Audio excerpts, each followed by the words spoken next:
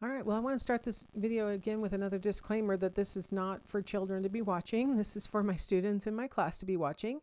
And so adults or people who are enrolled in college classes is who I'm expecting to be watching this. So child sexual abuse. There are different categories. We already talked in an earlier chapter about pedophilia, where the person is sexually or romantically attracted to prepubescent children. So children who have not yet reached puberty.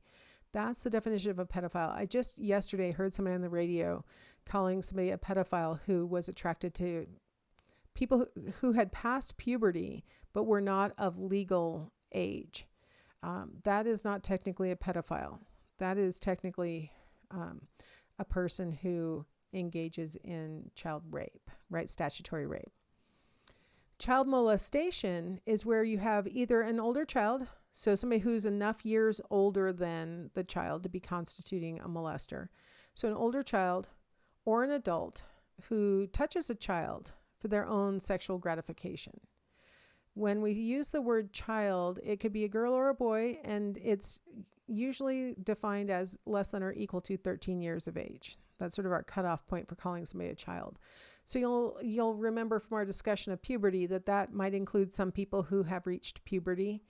On average, a person who is a child molester is attracted to the kids who have not yet reached puberty. So when you see 13 as this cutoff, it's sort of a rough cutoff. It's one that's used, sort of legally, because you could have a child who's 13 and hasn't reached puberty yet. So it's sort of a rough cutoff. But it's and it could be an older child, but they need to be, I think it has to be at least 4 years older, or an adult who touches a child for their own sexual gratification.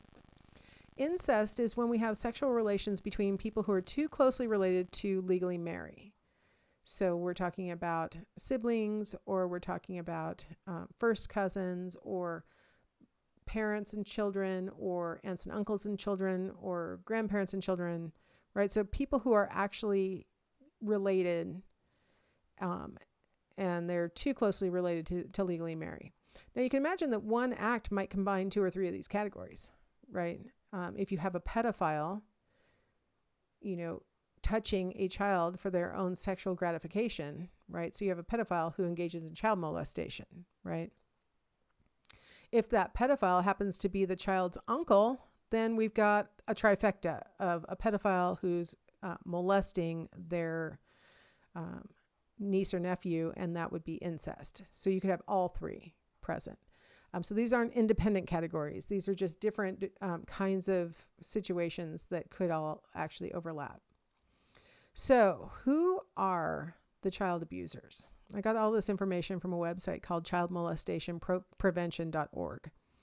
So first off, they compare admitted child molesters to all American men. So if you take the average American man, put him in the right-hand column, and then the admitted child molester, put them in the next column over on the left, you find that they're not that different from each other on these demographic characteristics. They're married or were formerly married. Child molesters actually are a little bit more likely to be married or formerly married. Having some college, almost the same number. Having high school only, almost the same number. Working right now, almost the same number. Exactly the same number of, as saying that they are religious.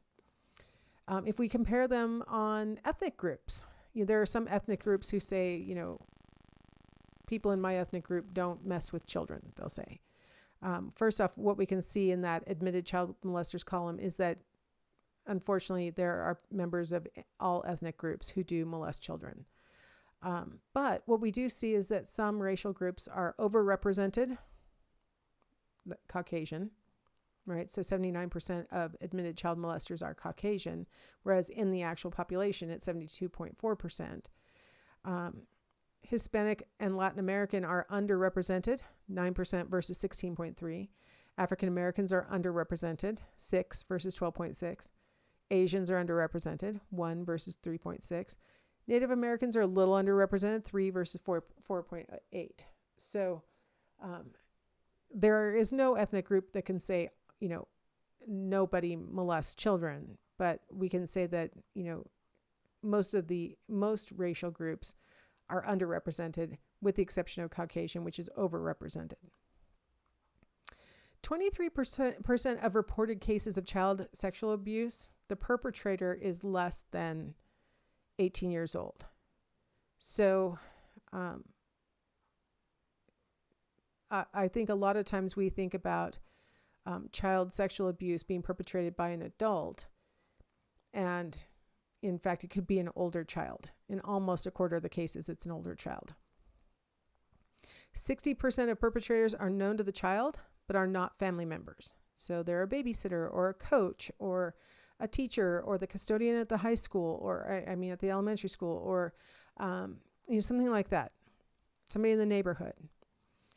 So just like we saw with different kinds of rape being, acquaintance rape being the most common, again, acquaintance child sexual abuse is the most common. And again, the harm that comes from that, where a lot of times it's a trusted adult that the parents maybe thought was safe. I'm thinking of like the Ohio State case where, Jerry Sandusky put on a football camp, and it was like really a status thing for kids to get to go to that football camp. And if you were like really special kids, you actually not only got to go to the football camp, but you got to stay at Jerry Sandusky's house. And then ultimately it was discovered that was not a great special thing. Apparently he was abusing those children. And, think about it, those parents, they thought, wow, my kid's future, he's going to get to play football and all these great things are coming for them. And little did they know that this person who they trusted was, abusing their child. That's, I think, that manipulation, that, knowing your victim, whether we're talking about your victim being an adult or your victim being a child, it really just undermines everybody's confidence and, sense of, I know how to make a good judgment, right? Now, of these acquaintance situations, 30% of the perpetrators are family members. So a lot of times when we are talking about perpetrators, these known perpetrators, they're not only so 60% they are not family members, 30% they are, and then 10% are just complete strangers. So that 60% are people who are known, but they don't belong in the family. 10% don't belong in the family, but are just complete strangers. So that would be people like, our worst nightmare as parents is that you'd, send your child into the bathroom at the, mall or wherever you are, and they get molested in there. Like that's the kind of thing that parents worry about. That kind of thing happens about 10% of the time when across all these different types of child abuse. 30% of the time, it's actual family members. So which children do child molesters target? So children in the family. So in that little 30% where it's a family member that is the victim, biological child, it's about 19% of the time. Stepchild, adopted, or foster child, it's like 30% of the time. Brothers and sisters, 12%. Nieces and nephews, 18%. Grandchild, 5%. Now, when we go into those acquaintances, we see child left in my care 5% of the time. Child of friend or neighbor is 40%. Children who are strangers, about 10% of the time. How common is it? By age 18, they think that about, and I say they think, researchers have been, trying to get an estimate, but this is the kind of topic that a lot of people don't want to give positive answers, even if it is true.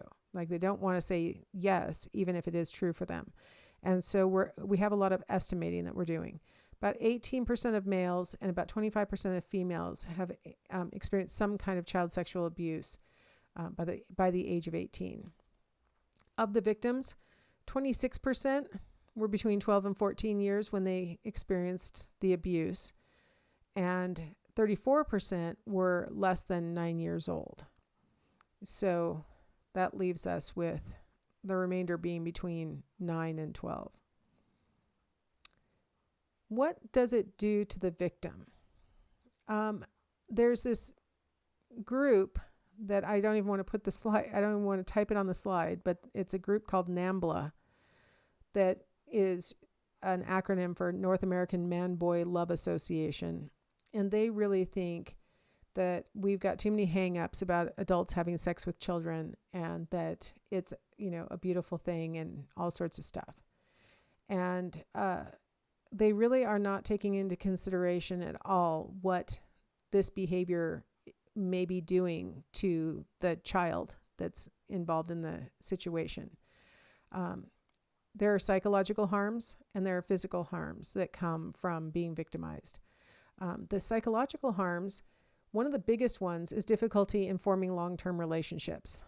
A lot of times people who have been abused they have lost their confidence in their ability to know who to trust, know whether their feelings are real, things like that. And so for them, it's very difficult to be, honest and open in a healthy relationship, because they've been victimized in the past when they were, ingenuous and innocent and all those kinds of things. And so it's really just this really long, harmful, loss of confidence that occurs.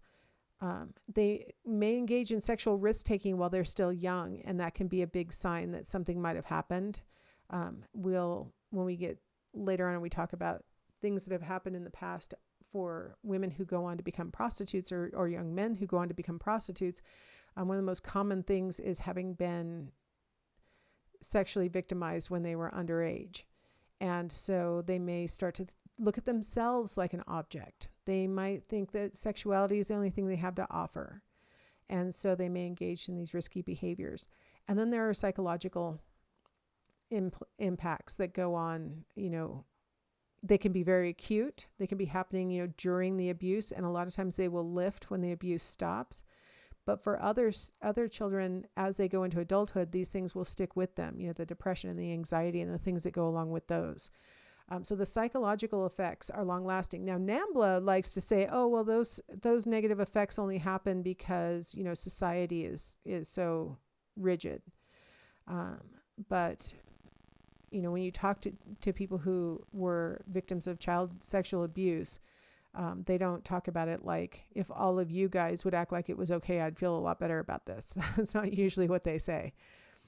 The physical stuff, a lot of times, especially while the abuse is going on, children may display somatic symptoms. And that means, physical, headaches, stomach aches. They might have irritable bowel syndrome. They may have these things that are going on that are sort of physical manifestations of their stress and upset.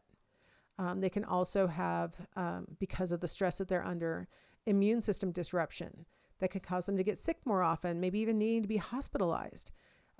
They may, over the course of their lifetime, have a shorter lifespan as a result of this chronic stress that they've been dealing with since they were young. So this is not something that you can just say, it doesn't really harm anybody. It's all just society making it bad. The kids seem to have bad impacts from it that last sometimes their entire lives. The good news I'd like to leave with on this topic of the effects is that we have got really good psychological treatments that can help a person to recover and repair and feel better about themselves. They can gain back their own confidence and their own belief in themselves and stuff like that.